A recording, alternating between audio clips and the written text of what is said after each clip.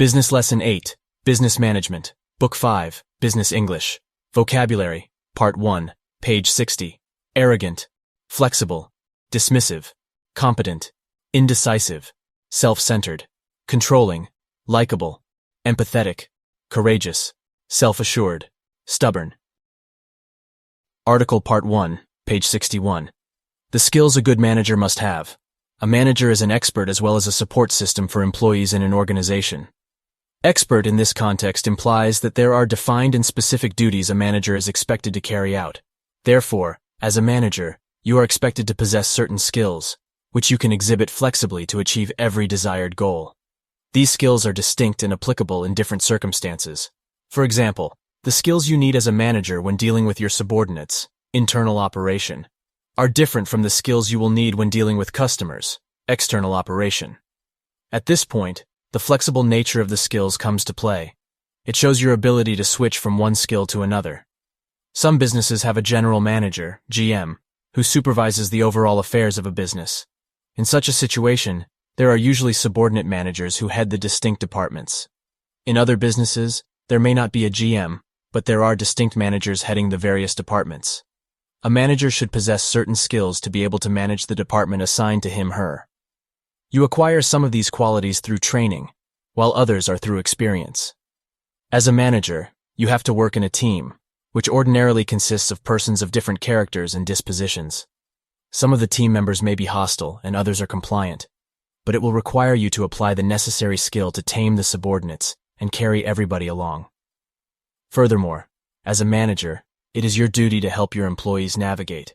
If they stumble, it is your job to help them achieve their goals. This will create a strong bond between you and your employees. However, the outcome will depend on the management style you adopt in dealing with your employees. The skills a good manager must possess include academic, experience, entrepreneurial skills, administrative skills, ICT skills, feedback, multiculturalism, understanding of team dynamics, encouraging good relationships, effective delegation, discipline, dispute resolution, good communication, and so on. Academic skill. This is a skill you possess by virtue of the fact that you had trained under a particular discipline. It also means a certified skill. Some managers go as far as acquiring more than one certification, which makes them stand out. There are legal requirements that the manager of some organizations must have certificates in a certain discipline. This is very important when a situation requires the attention of an expert. This skill entails both pragmatic and empirical approaches to issues. Both approaches play important roles in achieving a goal. Theories mean established and verified facts. Therefore, it becomes viable to apply them a circumstance permits. Theories are empirical in nature. Empiricism simply means experimental. The other approach is the pragmatic approach, which is practical in nature. As a manager, you should not only be fully capable of demonstrating practical skills, but your understanding of theory should also be at an appropriate level. Individuals with academic and research backgrounds are preferred in jobs because they are the ones who bridge the gaps between theory and practice. If a person possesses theoretical knowledge, he or she can implement the theory in practical situations and produce desired results. This is why employers in various organizations ask their prospective employees to state their academic qualifications and experience. Experience skill. Experience as a skill is one of the essential skills a manager must possess. It is trite that practice makes perfect. This is the reason why managers must have experience as a skill. It is a more pragmatic approach to situations. As a manager, you need this skill to be able to guide your employees. It will be awkward for you to be unable to proffer solutions to a situation, which requires instant response or attention. However, if you as a manager have experience in that regard, there would not be any problem in handling such a situation. Many organizations pay so much attention to this skill in their prospective process. No one wants to try new people and assign them to powerful roles straight away. Entrepreneurial skill. Every manager needs to possess some type of entrepreneurial experience to lead them successfully. This skill deals more with your ability to come up with ideas and implement the ideas. Managers also need this skill to drive their business. ICT skill. ICT has taken the forefront of the activities in every business organization. In this 21st century, customers rate companies according to their online presence. Companies communicate with their customer through online platforms such as emails. There is a constant exchange of documents through online platforms. Data are stored using different formats like Microsoft Word, Excel, PowerPoint, and even PDF formats. Companies recruit through an online platform and so on. It is therefore pertinent a manager needs to be skilled in ICT.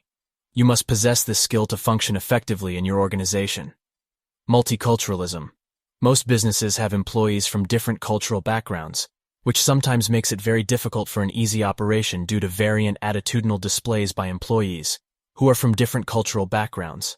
Sometimes there may be a clash of personal and professional interests, which stems from the culture of the employee. By extension, the clash of interests affects other employees around, who also would want to express their culture. When this is the case, the business suffers. It takes a manager who understands multiculturalism and how to balance them to prevent a clash of interests among employees.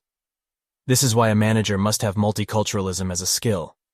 Therefore, managers of the 21st century should have a proper understanding of multiculturalism. They should know how to react to people of different ethnic backgrounds, age groups, religious beliefs, political affiliations, and personalities. They should respect and admit the cultural norms of other people and reduce traditional biases. Discrimination of all types should be discouraged in the workplace. According to one study, understanding diversity is one of the most important aspects of establishing effective leadership qualities.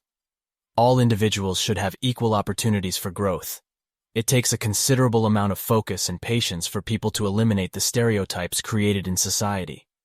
People of other cultures should not be subject to biases, and they should have free space to practice their values. Managers of today should be open to knowing, learning, and admiring different people, and playing a major role in uniting co-workers of different races as one unified team. The other skills a manager should possess include understanding team dynamics, encouraging good relationships, effective delegation, discipline, dispute resolution, good communication, and so on. Article Part 3, page 63, Management Styles, Directive Style, Participative Style, Affiliative Style, Authoritative Style, Coaching Style, Pace-setting style.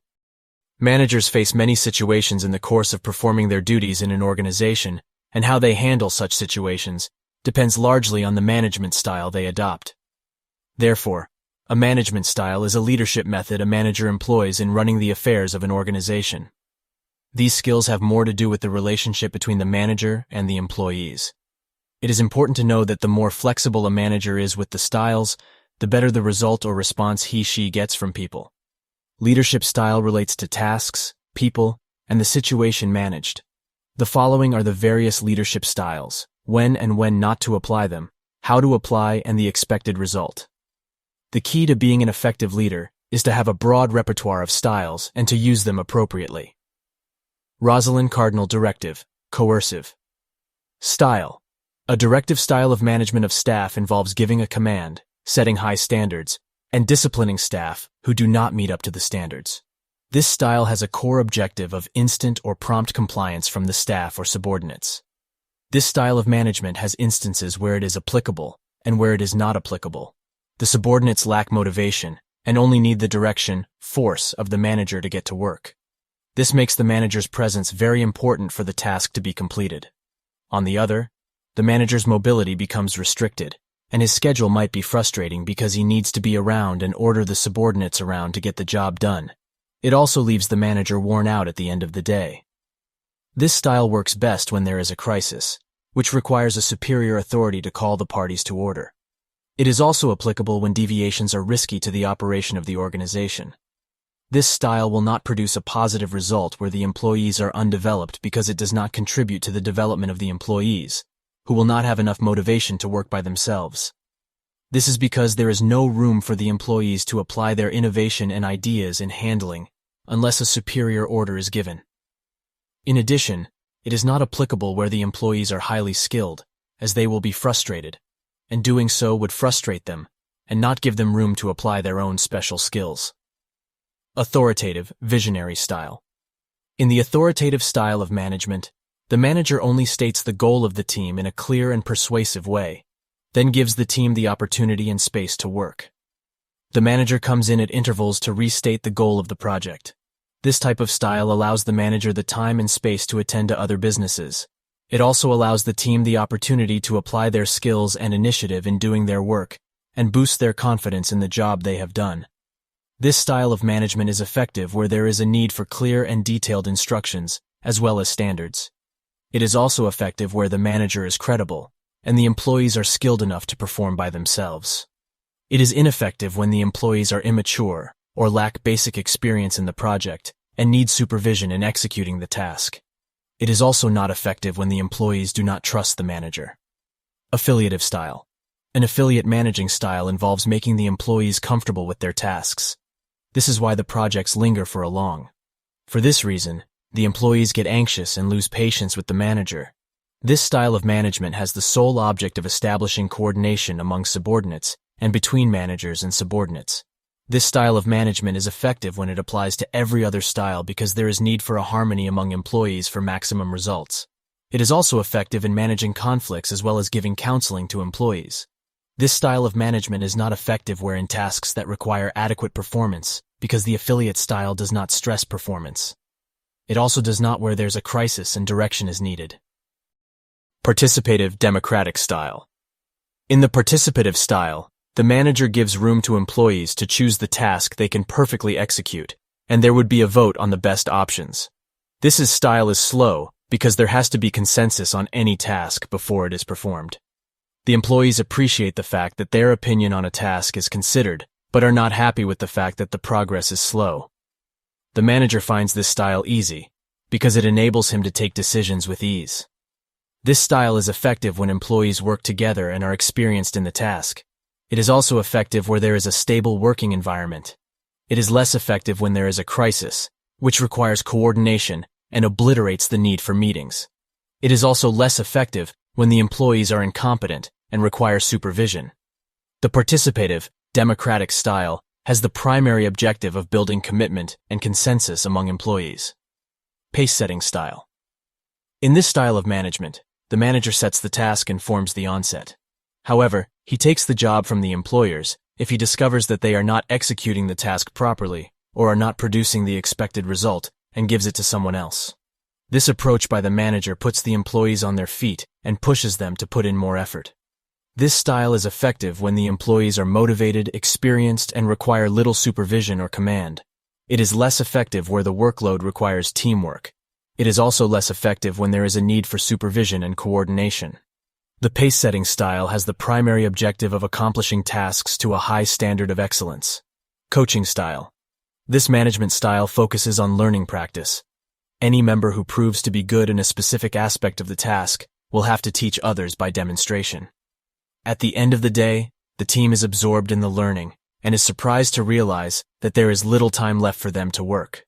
The key to being an effective leader is to have a broad stack of styles and to use them appropriately.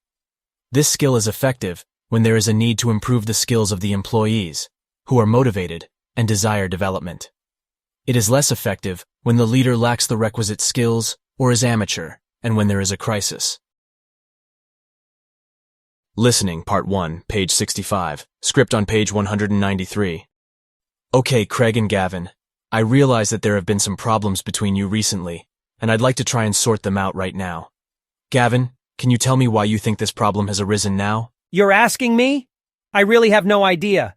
I came into this job a year ago with a special project to do. I had a very positive attitude. I was excited about it, and Craig's just blocked me all along. Well, that's not fair at all. That's just not true. Okay, 1 second. Can everyone speak one at a time, please? Gavin, go on. Well, that's about it, really. I've never felt as if I've been welcomed here. When I walk into the office, the others don't even say hello to me. That's just not true. It's you who doesn't say hello. Craig, please. Gavin, can you tell me why you think this situation may have arisen? Well, as I said, I've really no idea. Perhaps it's just my style. I'm very positive, energetic, and outgoing, while everyone else here seems to be half asleep. Listen, I don't think that personal, judgmental comments like that help. Can we just stick to facts rather than opinions? Okay. Well, I could see right away that some changes needed making here, so I set about making those changes. And was that part of your job description? Job description. That's all I ever hear around here. That's the problem with this place. There's no initiative, no energy. Okay. Craig, would you like to tell us what you feel the problem is? Well, I think it's quite clear, isn't it? Him. That's it. Okay, as I said, can we keep away from personal comments here and stick to talking about the workplace? Well, I am talking about the workplace. He doesn't respect the limits of what he's supposed to do. He came in here for a 1-year project, but has then tried to change the way everyone else works as well. Gavin, can you respond to that? Well, my project involved everyone else. It was impossible to do what I had to do without getting other people to rethink the way they work. Okay, I think that personality issues are crucial here. Personality issues are the most difficult things to change. Perhaps we'll never be able to resolve them. You are different people with different personalities and different ways of working. And so? Well, that doesn't mean the problem can't be solved. We have to be flexible, accept change, and be tolerant of difference. Easy to say. Well, yes, it is easy to say, but difficult to do. I don't deny that. However, what we need to do is review your project and look at everyone's roles and responsibilities in the project and in this organization as a whole. If everyone sticks to and respects other people's roles and responsibilities, then we can at least settle on a good, constructive working atmosphere.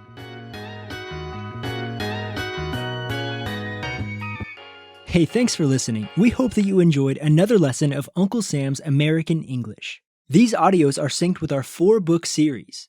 Contact one of our professors or join our online course by visiting our Facebook page, Uncle Sam's International.